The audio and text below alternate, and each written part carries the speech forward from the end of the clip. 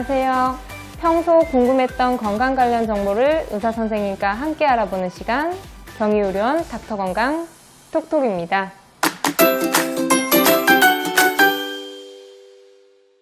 건강보험 심사평가원에 따르면 지난해 뇌하수체 종양으로 건강보험 진료를 받은 사람이 5년 새 39%나 증가했다고 합니다.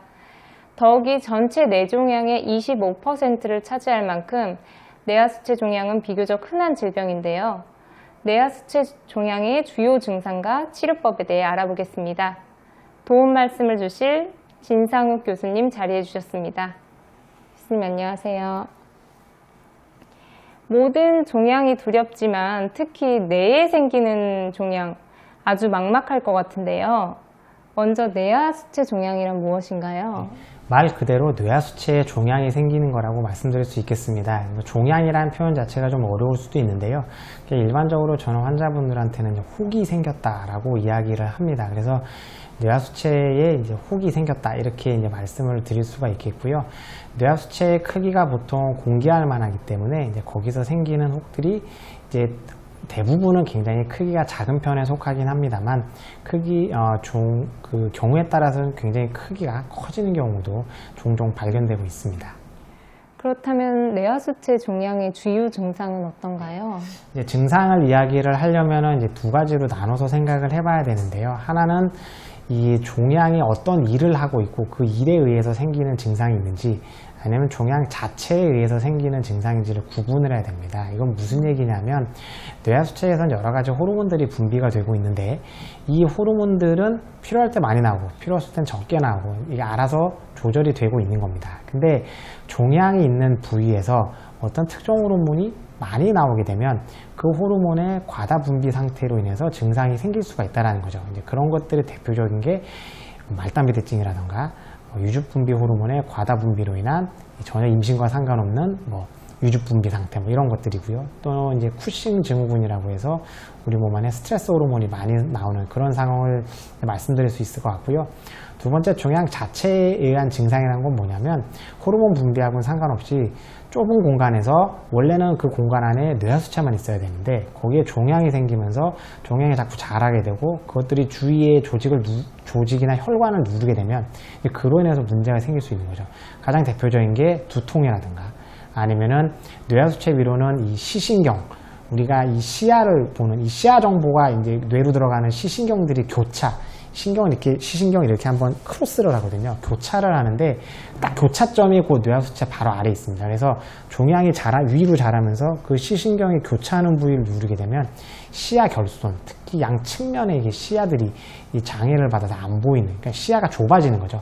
그런 증상들이 생길 수 있습니다. 이거는 호르몬 분비하고는 전혀 상관이 없는 그런 증상들이거든요. 그래서 우리가 뇌하수체 종양의 증상을 이야기를 할 때는 이 종양이 어떤 기능을 하고 있는 그 기능과 연관된 문제인 건지 아니면 종양 자체로 인해서 주위에 우리가 해부학적 구조라고 의학적 표현을 쓰는데요. 주위의 혈관이나 이런 다른 기타 조직들을 자꾸 압박을 해서 증상들이 유발되는지를 확인할 필요가 있겠습니다.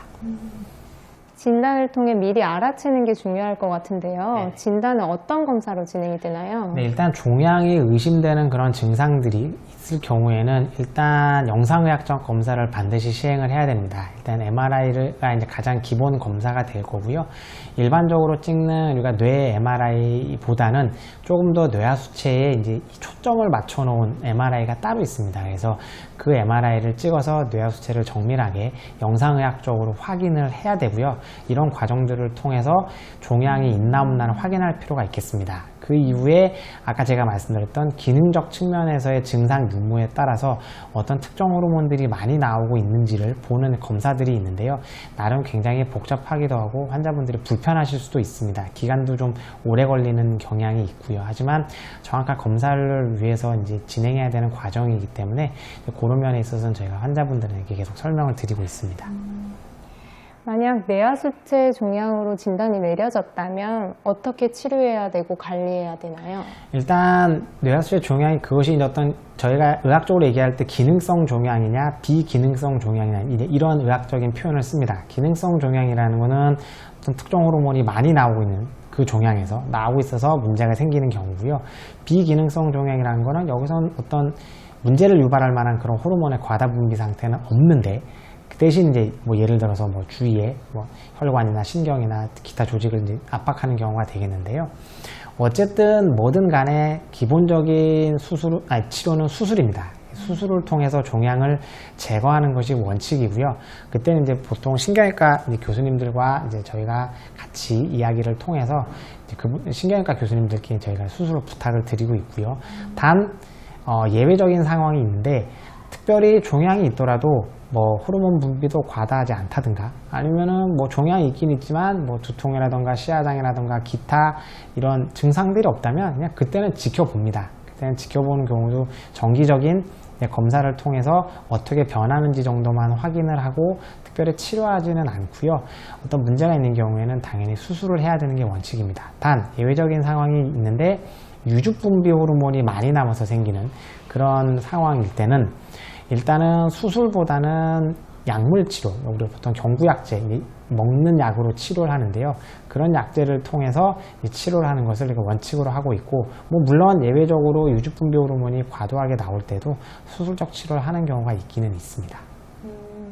기본적인 치료법이 수술이라고 말씀하셨는데요. 네. 그럼 수술 후에는 어떻게 관리하면 네. 될까요? 이제 그 수술 이후에는 기본적으로 우리가 확인을 해봐야 되는 것이 종양이 이제 제대로 제거가 됐는지 이런 것들을 확인하는 방법은 당연히 MRI를 다시 찍어서 이전 수술 전에 찍었던 MRI와 비교를 해서 종양이 다 제거되었는지 혹시 남아있는 종양 무위가 있는지를 확인하는 방법이 있을 수 있고요. 그 다음에 호르몬이 많이 분비되고 있는 아까 앞에서 언급했던 기능성 종양의 경우에는 종양이 잘 제거되는 것도 중요하지만 그런 기능성 종양으로 인해서 유발되었던 호르몬의 과다 분비 상태가 잘 해결되었는지를 확인을 해야 됩니다. 그래서 그럴 경우에는 이제 앞에서 그 진단 때 했던 그런 유사한 검사들을 일정 기간이 지난 후에 다시 시행을 합니다. 그래서 앞에와 비교해서 수치들이 많이 정상화됐는지를 이제 확인해 보는 그런 방법이 있을 수 있겠습니다. 환자 입장에서는 이제 그 예약된 날짜 또 검사가 예정된 그 시점에 정확히 병원을 방문하셔서 계획된 검사를 그 진행을 하는 게 가장 중요하고요. 그 이외에도 예약일이 다 안 됐다 손 치더라도 저희가 미리 다 말씀을 드립니다만 오히려 과다분비 상태, 호르몬의 과다분비 상태가 오히려 더 해결이 되다 못해 분비가 더 부족한 상황으로 가는 그런 경우도 있을 수 있습니다. 그게 이제 뇌하수체 기능 저하증인데요. 그럴 경우에는 예를 들어서 굉장히 뭐 몸이 힘들다든가 뭐 이제 이렇게 뭔가 전반적인 컨디션이 처진다든가 뭔가 예전하고 이상하다 싶으시면 그때는 굳이 참지 마시고 이야기를 좀 앞당겨서 의료진을 방문해 주시는 것이 굉장히 중요하다고 생각됩니다. 네, 말씀 잘 들었습니다. 지금까지 진상욱 교수와 함께 뇌하수체 종양에 대해 알아봤는데요. 다행히 뇌하수체 종양의 99%가 악성 종양이 아닌 양성 종양인데다가 두개골을 열지 않고서도 간단히 수술을 할 수 있다고 하니까 막연한 두려움은 덜 수 있을 것 같습니다. 경희의료원 닥터건강 톡톡 이것으로 마치겠습니다. 교수님 감사합니다.